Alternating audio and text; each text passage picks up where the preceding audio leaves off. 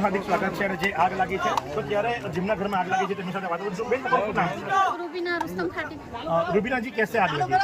वो पता नहीं, हम लोग मैं उधर थी, हमको इधर पता फोन लगा के आया कि आग लग गई ऐसा करके। તમારું કયું ઘર છે અને કેટલું નુકસાન થયું છે અંદાજે? हमारा तो बहुत नुकसान થઈ ગયું છે। हमारा બધા રવિવારનો માલ રહે અને બધું સામાન વેચવાના રહે। એટલે આપ રવિવારની અંદર જઈને તમારું ગુજરાન ચલાવો છો? ગુજરાન ચલાવે અમે। અંદાજિત કેટલો માલ હતો? बहुत બધું હતો તો અમારા ઘરવાળાને જ ખબર હતો કેટલા બધું હતો તો। આ પરિવારમાં કેટલા સભ્યો છે? પરિવારમાં 6 સભ્ય છે અને 6 સભ્યોનું ગુજરાન માત્ર રવિવારથી જ ચાલે છે? હા, પણ ચાલે। અમે તો ગરીબ માણસ છે, આત્મજોરી કરે।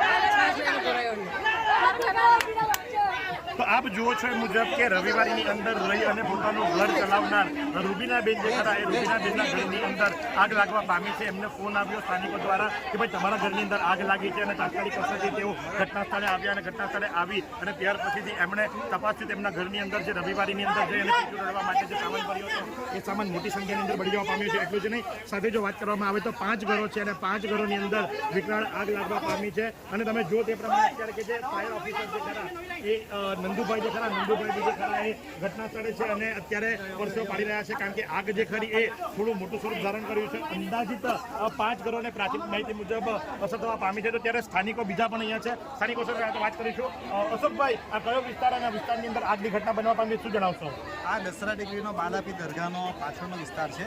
અહીં કેટલા 4-5 મકાનો છે એ છે ને તે ભાઈ આ ભંગારનો ધંધો કરે અને કેટલાક લોકો એવા છે કે સુરત રહી ધંધો અહીંયા કરે, ગોડાઉન બનાવી દીધેલા, બરાબર।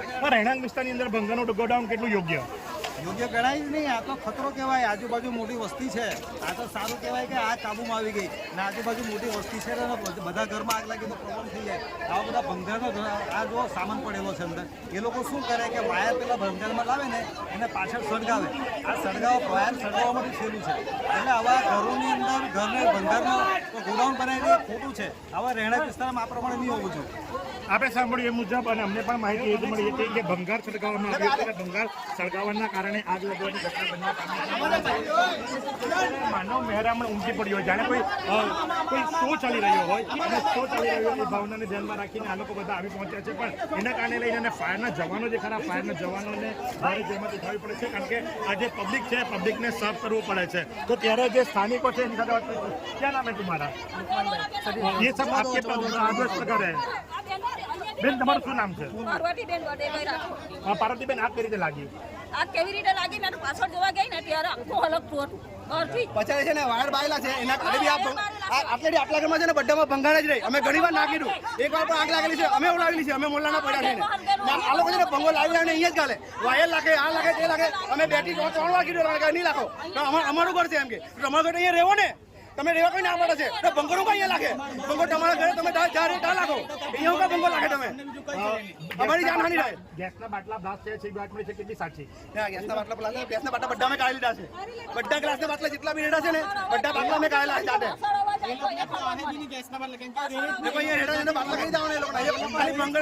કેટલા ઘરમાં આગ લાગી છે? 4, 5, 6, 7। આમાં છે ને ખોલી છે, એ ખોલીમાં બહુ બધા ઘર છે, રૂમ બહુ બધા છે, બધામાં ભંગોળ છે, બધામાં આગ લાગે। તમે જોયો એટલે એને ખાલી જોઈ આવો પછાડથી કહીને જોયો, પછાડી કહીને જોયો। આ વ્યક્તિ એ છે કે અમે આવ્યા ત્યારથી અમે એને જોઈએ છે, તમે એની દશા જોઈને પણ સમજી શકો છો કારણ કે ફાયર બ્રિગેડને એ પોતે લઈ જઈ રહ્યો છે અને એ બતાવી રહ્યો છે કે ભાઈ આ જગ્યા પર આટલા પાછળ રૂમ છે કારણ કે સ્થાનિક છે ને આ યુવાન આગ લાગી ત્યારથી દોડધામ કર્યો છે। ભાઈ, શું નામ છે તમારું? આશીષભાઈ, આ કેટલામી વખત આગ લાગી છે? આ બીજી વખત અમે જાતે ઓલાવેલી છે, અમે છોકરા થઈને, મારો ભાઈ પોતાનો એ અમે 2 જણ અંડા ભરીને જાતે પાણી લાખીને ઓલવેલી છે। તો આ લોકો અહીંયા સ્થાનિક રહેવાસી નથી, માત્ર ઘર છે ગોડાઉન તરીકે વાપરે છે લોકો। હા, ગોડાઉન તરીકે વાપરતા છે લોકો।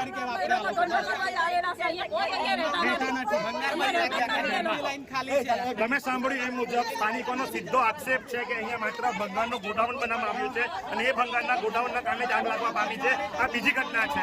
રહેણાંક વિસ્તાર, રોજ કમાઈ રોજ ખાવા વાળા ગરીબ લોકો અને તમે જુઓ ભંગારના પ્રત્યક્ષ દર્શન પણ તમને કરાવી દઈએ। જી હા, તમે જુઓ આ ભંગાર ભેગું નથી તો બીજું શું છે? આ તમે જુઓ આટલો કબાડ ભેગો કરવામાં આવ્યો છે અને રાત્રે એ લોકો અહીંયા રહેતા નથી, માત્ર ભંગાર ભેગો કરવામાં આવ્યો છે અને એ ભંગાર તમે જોઈ શકો છો અને એ ભંગારમાં જે વાયરો આવ્યા હોય અને તમે એનાથી વિશેષમાં તમને બતાવું તો ફોન પે। જી હા, ઘરની અંદર ફોન પે ની શું જરૂર? તમે જોઈ શકો છો કે ફોન પે છે અહીંયા અને ફોન પે હોય તો તમે વિચાર કરો કે આ જે દુકાનદાર છે કે નાની દુકાન છે રહેણાંક વિસ્તારની અંદર ભંગારની દુકાન એ બંગાળી નથી સાહેબ, બંગાળની દુકાન. તો કઈ રીતે આવે દુકાન છે. અહીંયા બંગાળની દુકાન છે, ચિકનની દુકાન છે સાહેબ, બંગાળની દુકાન નથી. ચિકનની દુકાન છે સાહેબ, બંગાળ કઈ નથી સાહેબ. જોઈ લો તમે આવીને જોઈ શકો છો સાહેબ, બંગાળની કઈ દુકાન નથી અહીંયા. આ બાજુનું ઘર કોનું? એ મારા કાકાનું છે, એ લોકો સાથે વાત કરી શકો છો. તમે સાંભળો એ મુજબ કે ભાઈ એના કાકાનું જ ઘર છે અને એની અંદર ભંગાર તમે સ્પષ્ટપણે જોઈ શકો છો. આ ભાઈ કહે છે કે ભાઈ મારી તો ચિકનની દુકાન છે અને માટે ફોન પે રાખવામાં આવ્યું હતું. તો તમે જુઓ આ ભંગાર નથી, બીજું શું છે? આ બે ઘર છે બાજુમાં અને બંને ઘરની અંદર ભંગાર સ્પષ્ટપણે નજરે ચડે છે. સ્થાનિકોનો ઉગ્ર વિરોધ છે અને વિરોધ એ બાબતનો છે કે જો રહેણાંક વિસ્તારની અંદર આવી રીતે ભંગારના ગોડાઉન બનાવવામાં આવે અને ભંગારમાં કમાઈને લાવવામાં આવેલા વાયરને સળગાવવામાં આવે તો આગ નહીં લાગે તો બીજું શું થાય? અને તમે જુઓ તાળું માર્યું તો તાળું તોડી અને અંદર પ્રવેશ કરવો પડ્યો કારણ કે આગ લાવવા માટે. આ દ્રશ્યો તમને સીધા દેખાય છે અને આ જે ખરા આ બંને ઘરોની અંદર બહુ મોટા પ્રમાણમાં ભંગાર ભર્યો હતો અને ભંગારના કારણે આગ લાગી છે અને જેના કારણે થઈ અને અત્યારે લગભગ 5 થી 6 મકાનો જે ખરા 5 થી 6 મકાનોની અસર થવા પામી છે.